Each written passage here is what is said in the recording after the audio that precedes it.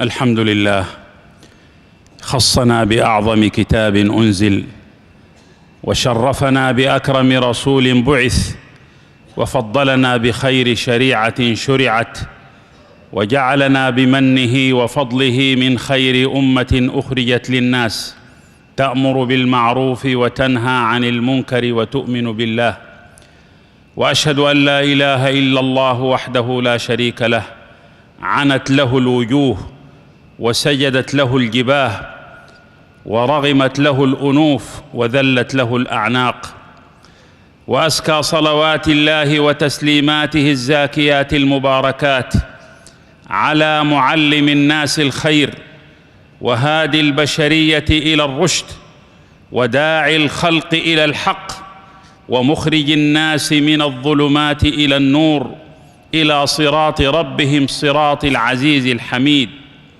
اللهم صل وسلم وبارك عليه كلما ذكره الذاكرون وغفل عن ذكره الغافلون، وصل عليه في الأولين والآخرين أفضل وأكثر وأزكى ما صليت على أحد من خلقك. وأحينا اللهم على سنته، وأمتنا على ملته، واحشرنا في زمرته مع الذين أنعمت عليهم من النبيين والصديقين والشهداء والصالحين، وحسن أولئك رفيقا. ثم أما بعد، أتاك الربيع الطلق يختال ضاحكا من الحسن حتى كاد أن يتكلما. في هذا الشهر العظيم تتجدد ذكرى مولد رسول الإنسانية، والأيام جعل الله تعالى فيها عبر وعظات. قال مولانا جل في علاه: وذكرهم بأيام الله. وإن الفرح بميلاده عليه الصلاة والسلام هو فرح بنعمة تتجدد، وكلما تجددت النعمة تجدد الشكر لها. قال تعالى: قل بفضل الله وبرحمته فبذلك فليفرحوا هو خير مما يجمعون. وإن هذا الفرح ينبغي أن يجدد في نفوسنا معنى الميلاد، ليكون ميلادا لنياتنا ومقاصدنا، ميلادا لعلومنا ومعارفنا، ميلادا لصالح أعمالنا، ميلادا لهممنا وعزائمنا، ميلادا لصواب مواقفنا، ميلادا لمراجعات كسبنا وعطائنا، ميلادا نصلح به الشأن الخاص والعام في مسيرتنا الفردية والأسرية والمجتمعية وعلى صعيد الأمة جمعاء. إن الله تعالى أراد منا أن نعرف قدر نبيه صلى الله عليه وسلم، الموسوم في كتابه الكريم بأنه رحمة للعالمين، وما أرسلناك إلا رحمة للعالمين، وأنه رحمة للمؤمنين كما قال مولانا جل في علاه: ورحمة للمؤمنين.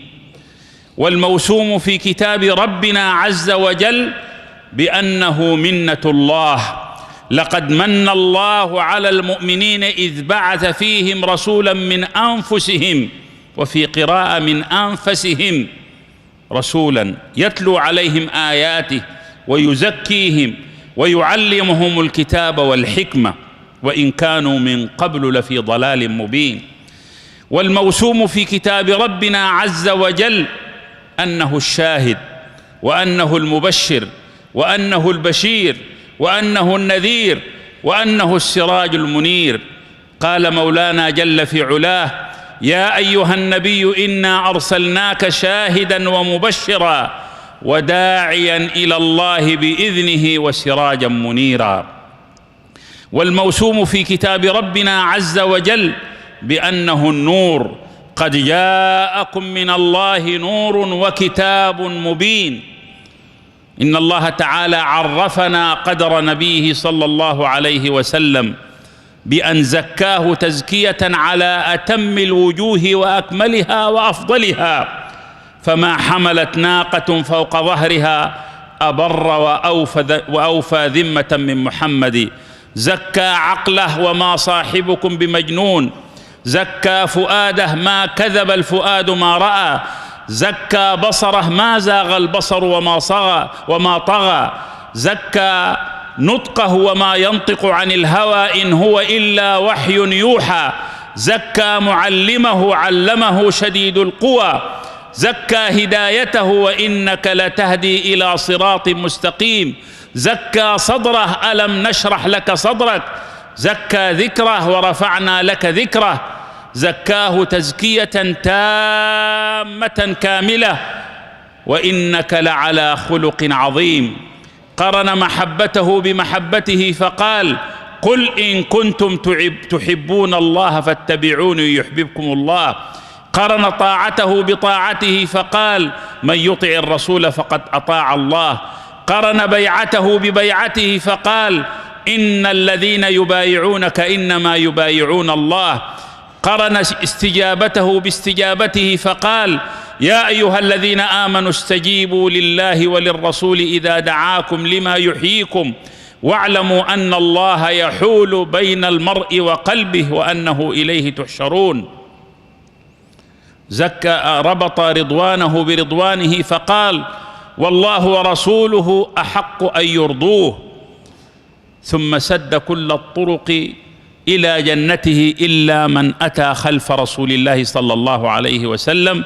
فلا وربك لا يؤمنون حتى يحكموك فيما شجر بينهم ثم لا يجدوا في أنفسهم حرجا مما قضيت ويسلموا تسليما. علمنا الأدب مع رسول الله صلى الله عليه وسلم: يا أيها الذين آمنوا لا ترفعوا أصواتكم فوق صوت النبي ولا تجهروا له بالقول كجهر بعضكم لبعض أن تحبط أعمالكم وأنتم لا تشعرون. إذا كان الأبوان سببا لإيجاد الإنسان في هذه الدنيا، فإن رسول الله صلى الله عليه وسلم قد أفاضه الله نعمة جلة على هذه الأمة وعلى العباد والخلق ليخرجهم من الظلمات إلى النور إلى صراط ربهم صراط العزيز الحميد. إن واجبنا تجاه رسول الله صلى الله عليه وسلم أن نعظم محبته في القلوب. 3 من كن وجد بهن حلاوة الإيمان: أن يكون الله ورسوله أحب إليه مما سواهما، وأن يحب المرء لا يحبه إلا لله، وأن يكره أن يقذف في النار وأن يكره أن يعود في الكفر كما يكره أن يقذف في النار. أن نعظم طاعته أمره ونهيه: وما آتاكم الرسول فخذوه وما نهاكم عنه فانتهوا. أن نكثر من الصلاة والسلام عليه: إن الله وملائكته يصلون على النبي يا أيها الذين آمنوا صلوا عليه وسلموا تسليما. بدأ الله بأمر بدأ فيه بنفسه وثنى فيه بملائكته المسبحة بقدسه فقال قولا كريما: إن الله وملائكته يصلون على النبي من صلى علي صلاة واحدة صلى الله بها عليه 10. وصلاة الله على نبيه ليست الرحمة كما فهمها كثير من الناس، لأن رحمته عامة وصلاته على نبيه خاصة، ولا يستقيم أن يكون المعنى كما قال الله تعالى: أولئك عليهم صلوات من ربهم ورحمة، أن يكون المعنى الرحمة، لأن هذا يكون فيه تكرار، يكون المعنى أولئك عليهم رحمة من ربهم ورحمة. ولكن الصواب كما ذكره البخاري رحمه الله أن صلاة الله على نبيه صلى الله عليه وسلم ثناؤه عليه في الملأ الأعلى، ومن الملائكة الاستغفار، ومن المؤمنين الدعاء. فأنت تدعو رب العزة والجلال أن يصلي على نبيه الكريم، بلغ العلا بكماله، كشف الدجى بضيائه، حسنت جميع خصاله، صلوا عليه وآله. المحمود ذكره في السماء، الشافع المشفع في الأخرى، العاقب الذي لا نبي بعده، والحاشر الذي يحشر الناس تحت قدميه. إن واجبنا تجاه رسول الله صلى الله عليه وسلم أن نجعل من الميلاد فرصة لميلاد أمتنا، فرصة لميلاد أوطاننا، فرصة لميلاد أسرنا، فرصة لميلاد مجتمعنا، فرصة لميلاد كل فرد منا. وإن هذا الميلاد الروحي القلبي المعنوي هو ميلاد تصح به النفوس من الأسقام. وأول معنى يتجدد به الميلاد هو تجديد ميلاد النيات والمقاصد. ألا لله الدين الخالص، وما أمروا إلا ليعبدوا الله مخلصين له الدين. أساس الأعمال ومنطلقها خاطرة تخطر على القلب، ثم يكون همًا، ثم يكون عزمًا، ثم يكون إرادة، ثم يكون فعلًا. فإصلاح الأفعال والأقوال بإصلاح النيات والمقاصد. نحتاج أن نجدد ميلاد نياتنا ومقاصدنا، ونحتاج كذلك أن نجدد الميلاد في العلوم والمعارف. لا ينبغي أن يقف إنسان عند حد من العلم، وما أوتيتم من العلم إلا قليلا، بل يجتهد في تحصيله وفي كسبه. لنا في رسول الله صلى الله عليه وسلم الأسوة والقدوة، والذي ينبهنا على أن من سلك طريقا يلتمس به علما سهل الله له به طريقا إلى الجنة. وإن الحيتان في البحر والنمل في جحرها ليصلون على معلم الناس الخير. وبعدما ذكر الله تعالى علم الجماد وعلم النبات وعلم الحيوان قال إنما يخشى الله من عباده العلماء، أي أن كل علم تنتفع به البشرية في أمن الأوطان وبناء العمران وإصلاح الإنسان وتسخير الأكوان كله علم صحيح متى صدقت النية وسخره الإنسان لنفع العباد والبلاد. الزيادة في العلوم والمعارف، ولذلك العالم لا تتحقق له نهضة، والمجتمعات لا يستقر لها قرار إلا بأن تسلك سبيل العلم النافع بكل ضروبه وشتى أفانينه وتخصصاته، على أن يكون علما نافعا مسخرا لخدمة بني الإنسان. وكذلك هذا الميلاد ينبغي أن يجدد فينا ميلاد الهمم والعزائم، وأن يوقظ فينا الفاعلية. أمة تحتفل بميلاد نبيها صلى الله عليه وسلم عليها أن تنفض غبار الكسل والتراخي عن هممها وعزائمها. إذا غامرت في شرف مروم فلا تقنع بما دون النجوم، فطعم الموت في أمر حقير كطعم الموت في أمر عظيم. يرى الجبناء أن العجز عقل وتلك خديعة الطبع اللئيم. سمع النبي صلى الله عليه وسلم الصحابي الجليل نابغة بني جعد وهو يقول: بلغنا السماء مجدنا وسناءنا وإنا لنرجو فوق ذلك مظهرا. قال: إلى أين يا ابن أبي ليلى؟ قال: إلى الجنة بك يا رسول الله. هكذا الهمم العلية التي كان أهل الخير والصلاح، أهل الربانية، أهل الحقائق والرقائق والدقائق والسلوك يوقظون فاعلية الأمة بهذه المعاني الكبيرة. شحذ الفاعلية في الأمة. إن الميلاد الذي ننشده في احتفائنا برسول الله صلى الله عليه وسلم ينبغي أن يكون ميلادا كذلك لأعمالنا الموسومة في القرآن دائما، الذي يدعونا إليه أن يقترن العمل بالصلاح، أن يقترن العمل بالإصلاح، والإصلاح لا بد أن يسبقه صلاح، وصلاح الذات هو الذي يمهد لإصلاح الغير، كما قال عليه الصلاة والسلام في حديث الغرباء: الذين يصلحون عند فساد الناس. وذكر صفة أخرى: الذين يصلحون ما أفسد الناس، فإنهم لا يستطيعون أن يصلحوا ما أفسد الناس إلا بعد أن يكون الصلاح مستقرا في سويداء النفوس قائما فيها.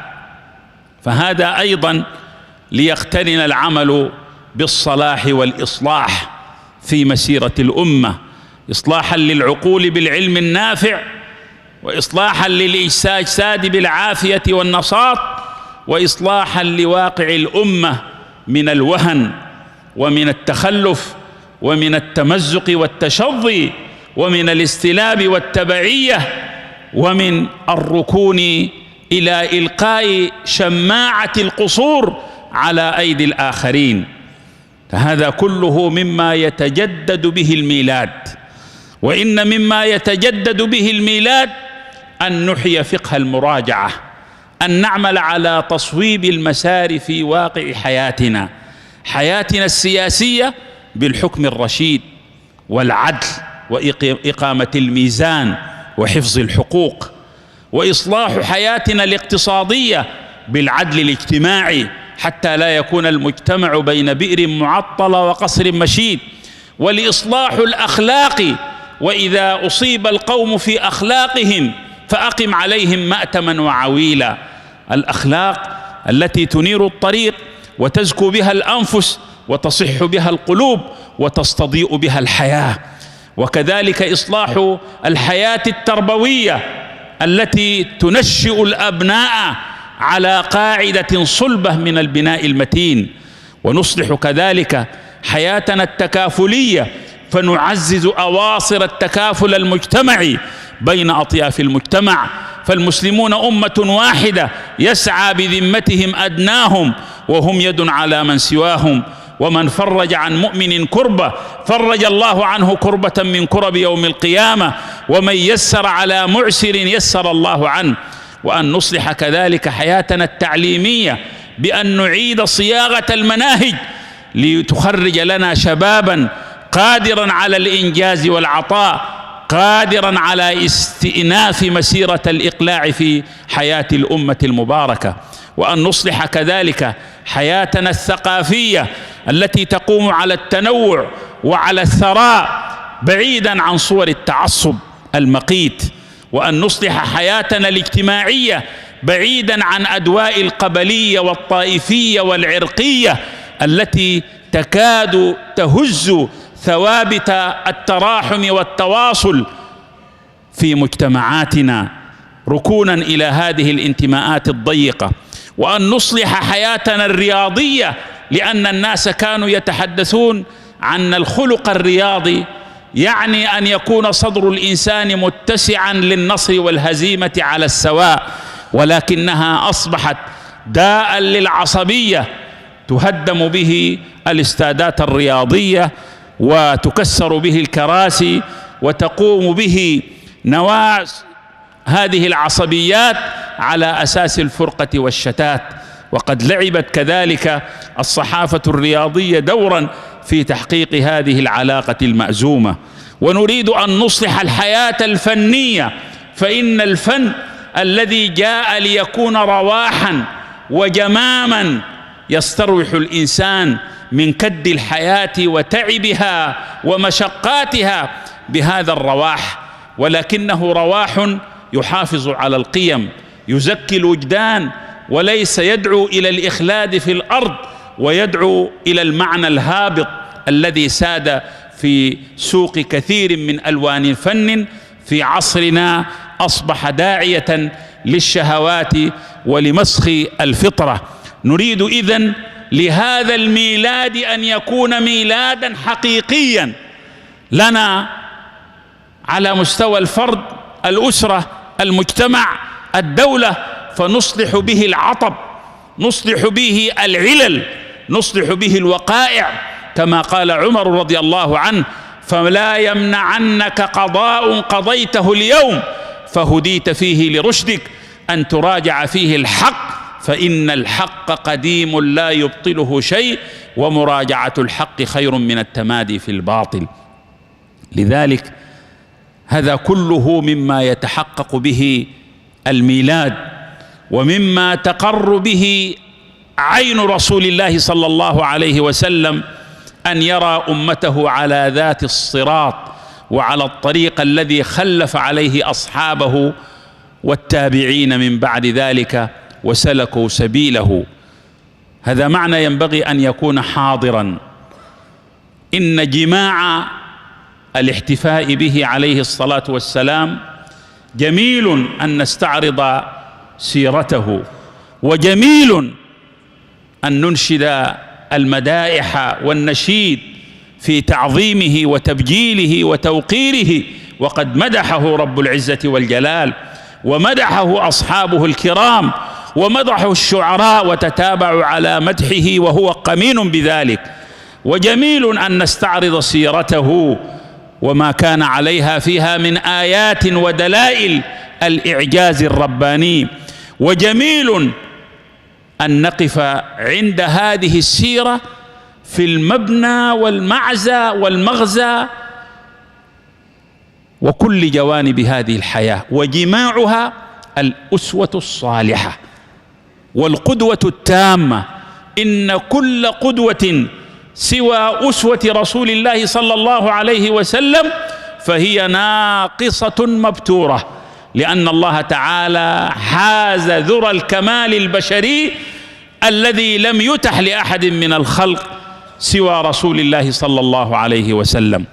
هذا التأسي هو أن نجعله نصب أعيننا في عباداتنا ومعاملاتنا وأخلاقنا وتراحمنا. وجماع هذه القدوة ما دل عليه قوله تعالى: وما أرسلناك إلا رحمة للعالمين الراحمون يرحمهم الرحمن ارحموا من في الأرض يرحمكم من في السماء من لا يرحم لا يرحم. هذه شذرات من هذه السيرة العطرة، علينا أن نقف وأن نربي عليها أبناءنا وشبابنا، لأن فيها الخلاص والنزوع إلى ما فيه رضا الله تعالى وصالح البلاد والعباد. نفعني الله وإياكم بالقرآن العظيم وبهدي سيد المرسلين. أقول ما تسمعون وأستغفر الله لي ولكم ولسائر المسلمين من كل ذنب فاستغفروه إنه هو الغفور الرحيم.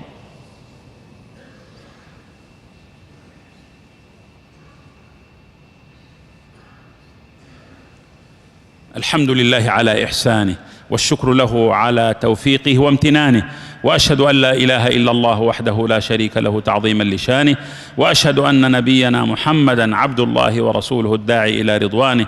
اللهم صل وسلم وبارك عليه وعلى آله وأصحابه وإخوانه.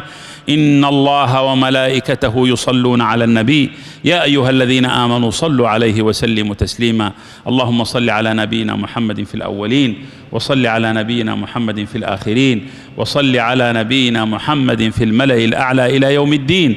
وارض اللهم عن خلفائه الراشدين الذين قضوا بالحق وبه كانوا يعدلون، وعن سائر الصحابة أجمعين، وعنا معهم بفضلك وجودك وكرمك يا أرحم الراحمين.